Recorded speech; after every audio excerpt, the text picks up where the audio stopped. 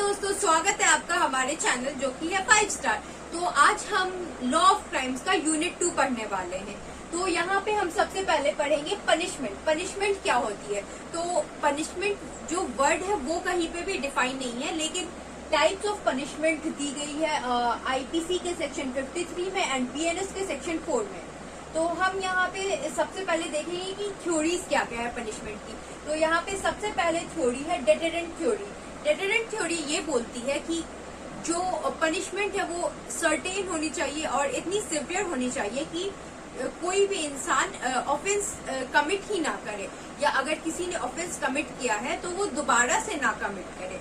तो ये है हमारी डेटरेंट थ्योरी। नेक्स्ट है रेट्रिब्यूटिव थ्योरी। रेट्रिब्यूटिव थ्योरी बोलती है कि an eye for an eye, tit for tat, ये सब पे बिलीव करती है। मतलब ये बोलती है कि जितना सिवियर पेन हमने फील किया है उतना ही ऑफेंडर को भी सफर होना चाहिए।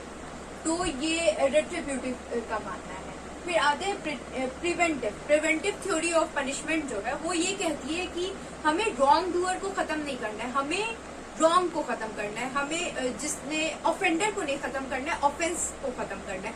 तो इस थ्योरी में ये प्रपोज करते हैं कि जो ऑफेंडर है उसे एलिमिनेट कर दिया जाए सोसाइटी में। जैसे कि अगर क्लासरूम में कोई भी स्टूडेंट शैतानी करता है, शोर मचाता है, तो टीचर्स उसे बाहर कर देते हैं। तो ये वही थ्योरी है। फिर आता है रिफॉर्मेटिव। रिफॉर्मेटिव बोलता है कि इंसान को बदलने का मौका देना चाहिए।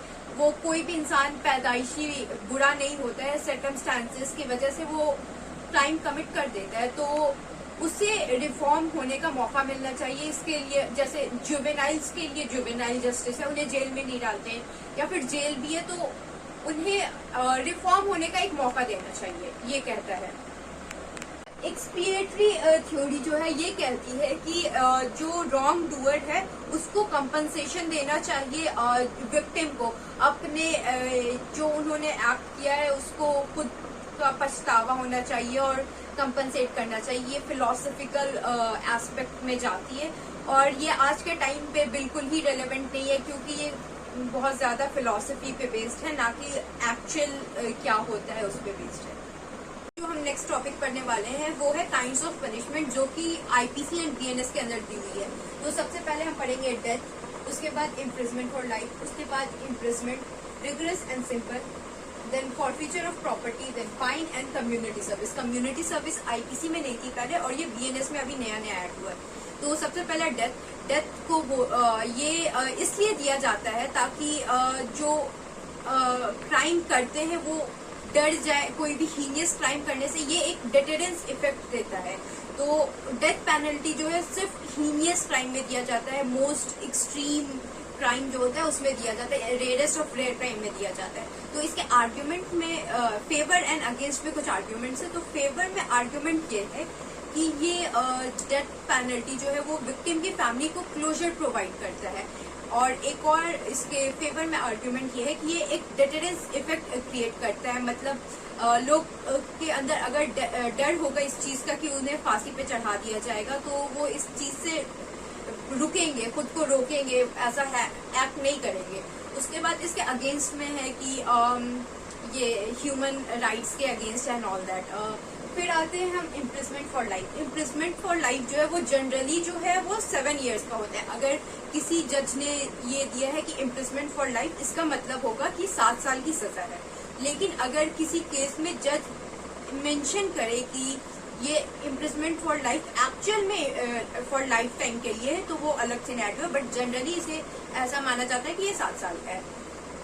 फिर आता है इम्प्रिजमेंट। इम्प्रिजमेंट 2 तरह का होता है, रिगरस एंड सिंपल। रिगरस होता है जिसमें हार्ड वर्क करना होता है, और सिंपल मतलब नॉर्मल बस जेल की सजा। नेक्स्ट है forfeiture of property. Forfeiture of property में गवर्नमेंट जो है वो प्रॉपर्टी सीज कर लेती है अक्यूज की, सॉरी जिसने ऑफेंडेड। उसके बाद है फाइन। फाइन जो है वो काफी तरह का, सिर्फ फाइन भी हो सकता है या पनिशमेंट के साथ साथ भी फाइन हो सकता है। तो अब ये बहुत सारे क्राइम में पनिशमेंट में एज फाइन चार्ज किया जाता है। और फिर कम्युनिटी सर्विस, ये पिटी ऑफेंसेस जो होता है, मतलब छोटी मोटी चोरियां वगैरह, उसमें दिया जाएगा।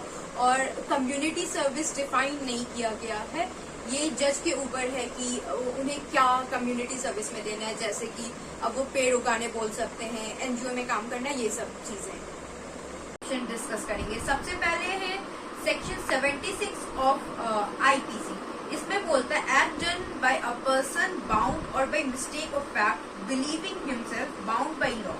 Nothing is an offence which is done by a person who is or who by the reason of a mistake of fact and not by the reason of mistake of law in good faith believes himself to be bound by the law to do it। इसका मतलब है कि कोई भी इंसान कोई भी act करता है और उसे लगता है कि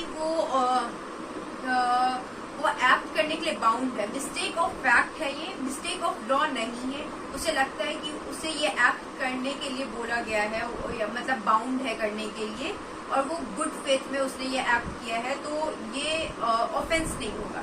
इसका एक एग्जांपल देती हूँ, जैसे कि किसी सोल्जर को कहा गया कि किसी सुपीरियर अथॉरिटी ने बोला गया कि किसी जगह पे बहुत ज्यादा अनपीसफुल प्रोटेस्ट चल रहा है, वहां पे फायरिंग करनी है। तो ये जो ऑफिसर है इसने फायरिंग कर दी, लेकिन बाद में पता चला कि वो पीसफुल प्रोटेस्ट था, अनपीसफुल नहीं था, तो ये ऑफेंस नहीं होगा उस सोल्जर की तरफ से। नेक्स्ट है 77, कोई भी एक्ट ऑफ जज व्हेन एक्टिंग जुडिशियरी। इसका मतलब है कि कोई भी जो जज है अपने जुडिशियल कैपेसिटी के अंदर कोई भी जजमेंट देता है। मान लो जैसे कि कोई इंसान था, वो प्रूफ हो गया कि वो गिल्टी है ऑफ मर्डर और उसे डेथ पेनल्टी दे दी गई, और डेथ पेनल्टी देने के बाद पता चलता है कि वो इंसान गिल्टी था ही नहीं, तो जज इसके लिए लायबल नहीं होगा। जज ने तो फैक्ट के बेसिस पे ही अपना जजमेंट दिया था। उसके बाद आते हैं सेक्शन 78। सेक्शन 78 बोलता है कि कोई भी एक्ट जजमेंट जो आया है जज का,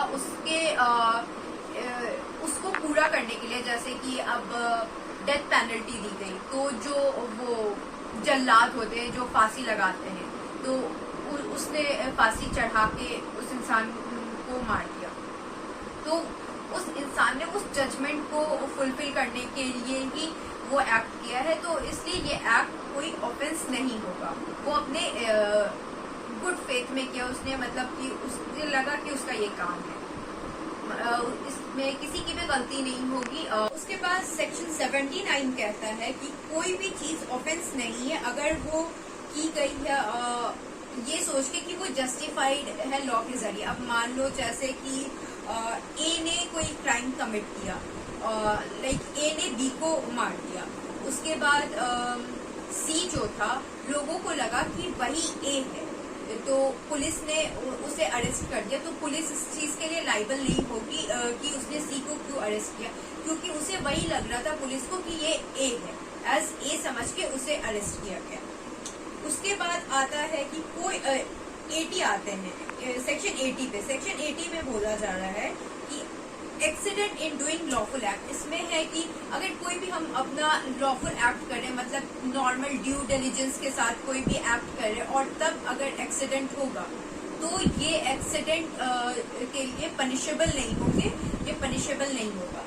उसके बाद सेक्शन 81 कहता है कि कोई भी हार्म बिना क्रिमिनल इंटेंट के लिए हुआ है किसी ग्रेटर हार्म को प्रिवेंट करने के लिए। तो जैसे मान लीजिए कि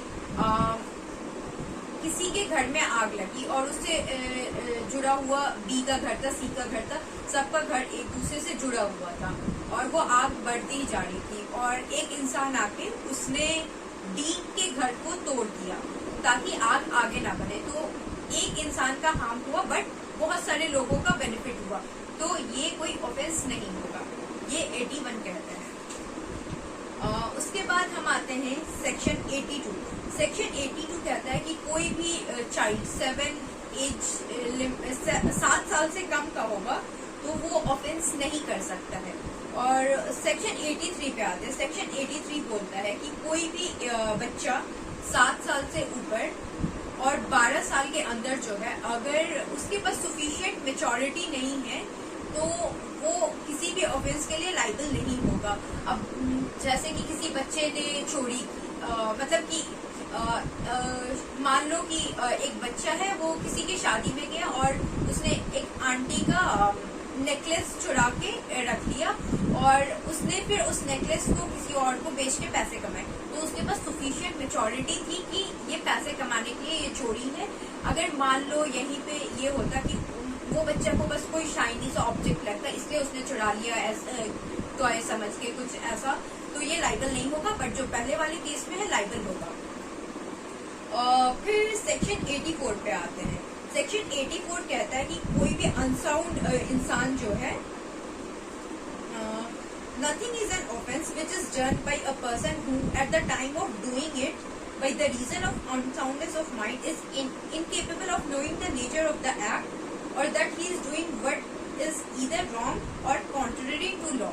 मतलब कोई भी इंसान जो अनसाउंड माइंड का है वो कोई भी ऐसा एक्ट कमिट करता है जो लॉ के अगेंस्ट में है, तो उसके पास सफिशिएंट मेच्योरिटी नहीं होती है समझने के, इतना अक्ल नहीं होता है समझने के लिए कि वो जो एक्ट कर रहा है उसका क्या कॉन्सिक्वेंस होगा, तो वो लाइबल नहीं होगा। Unsound people will not be liable.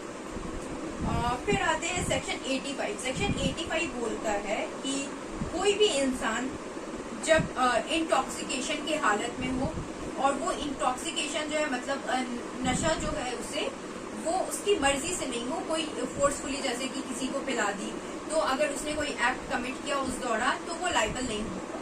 तो अब हम सेक्शन 86 डिस्कस करेंगे। इसमें बोल रहा है कि अगर कोई भी इंसान जो है वो इंटॉक्सिकेटेड हुआ है और वो उसके विल के अगेंस्ट नहीं है और उसे नॉलेज है कि उसके एक्ट का क्या कॉन्सिक्वेंस आएगा, तो वो लाइबल नहीं होगा। और या फिर उसे वो इंटॉक्सिकेटेड है और उसे फिर भी उसे इतना नशे में होने के बाद भी उसे नॉलेज है, सेंसेस बचे हुए हैं, तो वो लाइबल होगा। फिर 87 पे आते हैं। 87 में बोलता है, सेक्शन 87 ये बोलता है कि इसे आप ऐसे समझो कि एक्स एंड वाई एक साथ क्रिकेट खेल रहे थे और एक्स की बॉल जाके लग गई वाई के सर पे और इससे वाई की डेथ हो गई, तो दोनों जो गेम खेल रहे थे वो कंसेंट के साथ खेल रहे थे, तो जो एक्स है यहाँ पे लाइबल नहीं होगा। ये इतना ही कहता है बस।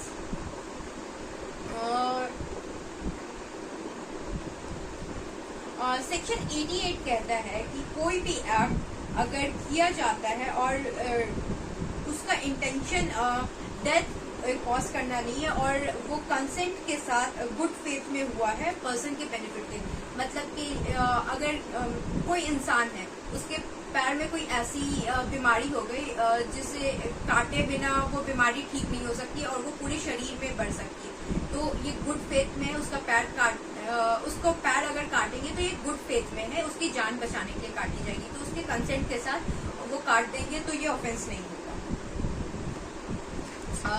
फिर उसके बाद आते हैं हम सेक्शन 89 पे। सेक्शन 89 बोलता है कि कोई भी एक्ट अगर किसी इंसेन पर्सन या किसी चाइल्ड के बेनिफिट के लिए हुआ है उसके गार्जियन के कंसेंट के साथ, तो ये कोई लाइबिलिटी क्रिएट नहीं करेगा। और सेक्शन फिर 92 पे आते हैं हम।